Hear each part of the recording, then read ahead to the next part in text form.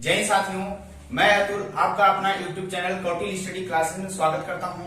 आज मैं हिंदी के सबसे महत्वपूर्ण चैप्टर यानी कि विराम के बारे में बताने वाला हूं, जो हमेशा सभी परीक्षाओं में हमेशा पूछता है। एक क्वेश्चन दो क्वेश्चन हमेशा दे देता है, तो हमें नहीं पता रहता है तो हम लोग नहीं कर पाते हैं। लेकिन आज हम लोग बहुत अच्छी तरीके से समझेंगे कि विराम, पूर्ण विराम, अर्ध विराम, अल्प विराम, ये सब क्या विराम है, इसका चिन्ह क्या है, कहाँ पर इसका उपयोग किया जाता है। हम लोग उपयोग तो करते हैं लेकिन हमें पता नहीं रहता कि हम किस विराम का उपयोग करते हैं, और इसका हमें बोलने में और लिखने में, पढ़ने में, समझने में, किसी का भाव समझने में बहुत ही आसानी होती है।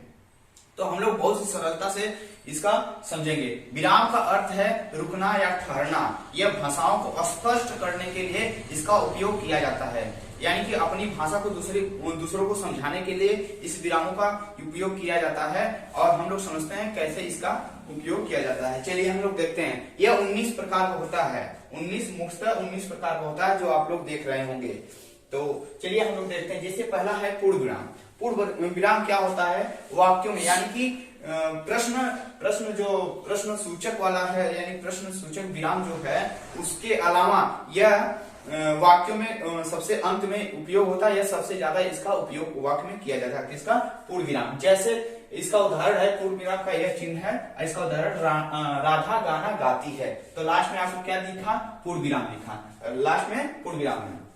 फिर उसके बाद अर्ध विराम। अर्ध विराम क्या होता है? अर्ध विराम यानी कि पूर्ण विराम से कम रुकना, पूर्ण विराम से कम रुकना, और अल्प विराम से ज्यादा रुकने का प्रयोग किसमें होता है? अर्ध विराम में होता है। जैसे हम क्या करते हैं, उदाहरण है, वह नाचती है, यहाँ क्या हो जाएगा? आपका अर्ध विराम हो जाएगा। किंतु गाना नहीं गाती है, यानी कि वह नाचती है किंतु गाती नहीं है। ये यहाँ पर थोड़ा सा रुके, फिर उसके बाद हो गया।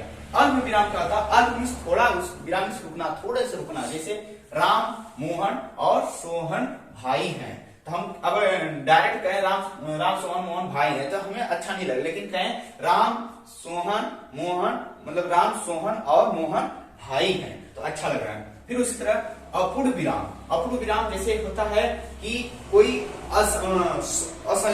संयोजन न हो, यानी कि एक जैसा न हो, कुछ मिलता जुलता रहे लेकिन आपस में जुड़े न।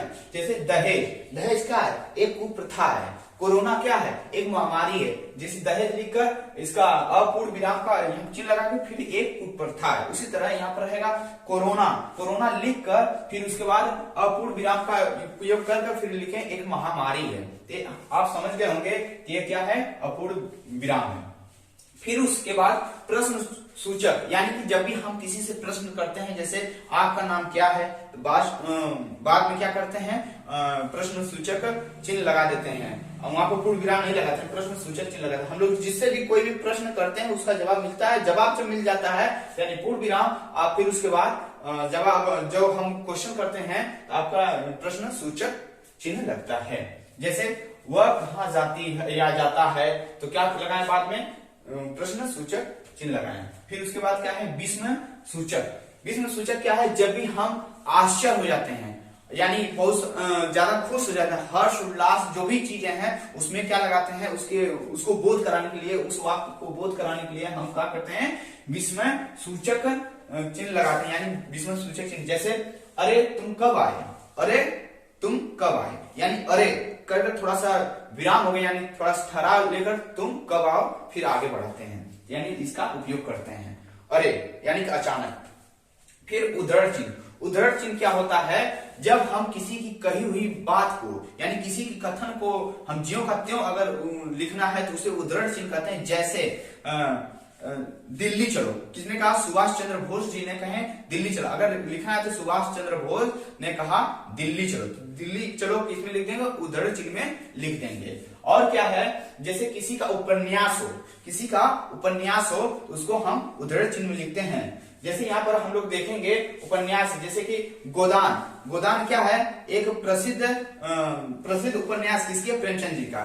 तो क्या करेंगे? गोदान को हम उद्धरण चिन्ह में कर देंगे। फिर किसी का नाम, जैसे महात्मा गांधी जी को हम क्या कहते हैं? बापू कहते हैं, तो बापू किसमें रह जाएगा? उद्धरण चिन्ह में रह जाएगा। उसी तरह फिर देखेंगे योजक चिन्ह। योजक चिन्ह आप द्वंद्व समास में भी देखने को मिल जाएगा। जैसे रात दिन, रात दिन, सत्य असत्य, ये सब क्या है? योजक चिन्ह। यानी दो शब्दों के बीच में बनता है योजक चिन्ह। ये क्या हो जाएगा? योजक चिन्ह। आगे क्या था? उद्धरण चिन्ह, यहाँ पर उद्धरण चिन्ह। ठीक, अब फिर क्या है? निर्देशक। यानी निर्देशक, कोई चीज अगर हम लिखते हैं, जैसे हम किसी का संवादों को लिखने के लिए कुछ लिखते हैं, बाद में जो भी चिन्ह लगाते हैं उसको क्या लिखते हैं? निर्देशक। या कोई वाक्य हम लिख कर उसको इस तरह चिन्ह लगा देते हैं, वो हो जाता है निर्देशक। फिर उसके बाद समझेंगे कोष्टक क्या होता है, जिसको हम इंग्लिश में ब्रैकेट कहते हैं। कोष्टक हम देखेंगे कि हर जगह, जैसे यहाँ पर भी देख रहे होंगे किनारे पर ये 1 2 यानी रोमन अंक में लिखा है, उसको कोष्टक में बंद किए हैं, ये भी एक प्रकार से कोष्टक है। फिर उसके बाद हम किसी के जैसे कोई सामान अगर मंगवानी है कि हाँ घर की सामग्री लेते आओ, तो घर की सामग्री में बहुत सारा सामान हो जाता है, तो उस सामान को हम कोष्टक में छोटा छोटा लिख देते हैं। फिर उसी तरह जैसे हम क्या करते हैं? सकर्मक क्रिया लिख दिए। क्या? सकर्मक क्रिया। सकर्मक क्रिया के दो भेद होते हैं, एक एकर्मक और द्विकर्मक। एकर्मक द्विकर्मक को हम कोष्टक में लिख देंगे, इसको सिंपल सकर्मक बाहर लिख देते हैं। इस तरह कोष्टक का यूज होता है। फिर क्या? हंसपद या त्रुटि बोधक। हंसपद, जब हम कभी कोई वाक्य लिखते हैं, हमें बीच में कुछ वाक्य छूट जाता है, हमें इस तरह यानी कि इस तरह हम चिन्ह लगा देते हैं, यानी उसे हमारे वाक्य लिखे हुए वाक्य में त्रुटि हो जाता है, तो इस तरह चिन्ह लगा के हम आगे लिख देते हैं। जैसे रमेश बहुत दौड़ता है, अब बहुत दौड़ता है, इसके बीच में कुछ त्रुटि हमें दिख रही है, तो क्या दिख रही है? रमेश बहुत तेज दौड़ता है, यानी कि तेज दौड़ता है। हमें त्रुटि सही करने के लिए हमें इस चिन्ह का यानी कि हंसपद का प्रयोग करते हैं। फिर रेखांकन चिन्ह, यानी रेखांकन, यानी किसी चीज को हमें दर्शाने के लिए, किसी चीज को, जैसे प्रेमचंद जी का प्रसिद्ध उपन्यास क्या है? गोदान, इसको हम दर्शाने के लिए रेखांकन करते हैं। या फिर हम लोग पेपर में देखे हैं कि जब कोई पैराग्राफ दे दिया जाता है, वहां पर रेखांकन कर दिया जाता है, तो वहां पर लिखा रहता है कि वाक्य में पैराग्राफ में जो भी रेखांकन उसको सही अर्थ के या अपने भाषा में लिखिए या अर्थ स्पष्ट करिए। रेखांकन चीज को अर्थ स्पष्ट कीजिए। फिर उसके बाद क्या है? लाघव। लाघव क्या होता है? हम जब भी किसी का नाम शार्ट में लिखना रहता है, किसी पद का नाम शार्ट में लिखना रहता है, उसमें हम लाघव चिन्ह का प्रयोग करते हैं। जैसे हम क्या करते हैं? डॉक्टर, डॉक्टर को हम क्या करते हैं? शार्ट में जीरो जैसा बना देते हैं, छोटा सा, वो लाघव हो जाएगा। फिर उसके बाद हम क्या करते हैं? पंडित, पंडित को लाघव चिन्ह से हमें क्या करते हैं? छोटा शॉर्ट में लगा देते हैं। प्रोफेसर, प्रोफेसर हमें प्रो खाली लिख कर फिर उसके बाद लाघव चिन्ह लगा देते हैं, हम लोग समझ जाते हैं कि ये प्रोफेसर लिखा गया है। फिर उसके बाद हम आगे समझते हैं लोक का। जब हम किसी वाक्य को बहुत बड़ा वाक्य रहता है, तो उसको क्या करते हैं? बीच में हम लोक यानी छुपा देते हैं। लोक मतलब है छुपा देना, तो बड़ा वाक्य को हम छुपा देते हैं। जैसे कुछ वाक्य लिखते गए यहाँ पर, फिर बीच में डाट डाट डाट डाट फिर लास्ट वाला लिख दिए, यानी बीच में जो छुपा देते हैं उसे बोलते हैं लोक। विवरण चिन्ह, यानी किसी के बारे में अगर बताना है, यानी विवरण चिन्ह लगाना। जैसे अगर हमें इस समय कोरोना महामारी है, तो कोरोना के बारे में करना, तो कोरोना लिख देंगे। फिर उसके बाद इसके बारे में लिखना विवरण, यानी कि इसके बारे में करना, इस तरह कर क्या करते हैं? विवरण चिन्ह का प्रयोग कर देते हैं कोरोना। इस तरह हो गया आपका विवरण चिन्ह।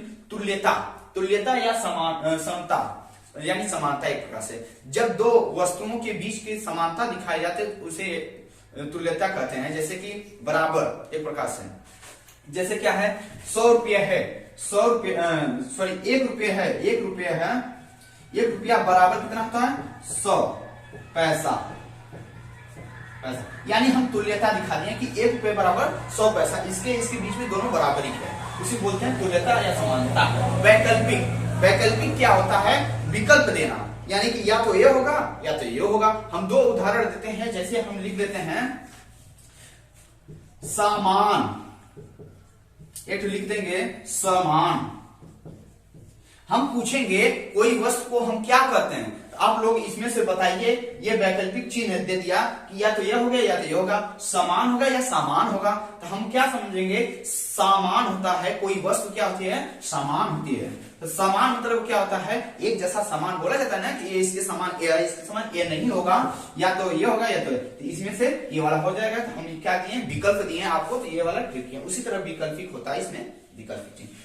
पुनरुक्त, यानी कि हम देखते हैं कि अगर हाँ, तो हम क्या करेंगे? पुनरुक्त का मतलब है कि अगर कोई वाक्य हम ज्यों का त्यों लिखना है, ज्यों का त्यों लिखना है, तो हम क्या करते हैं? नीचे 2 इस तरह कर देते हैं, ज्यों का त्यों लिखा जाता है, उसे बोलते हैं पुनरुक्त सूचक, पुनरुक्त सूचक। फिर इत या समाप्ति, इत या समाप्ति यानी कि समाप्ति कर देना।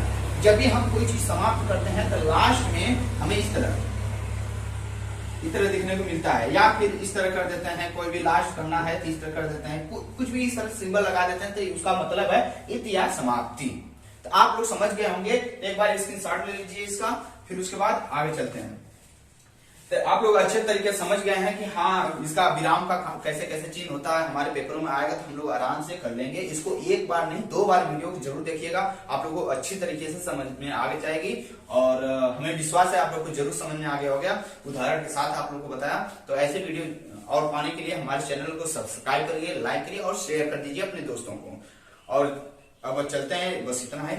जय हिंद।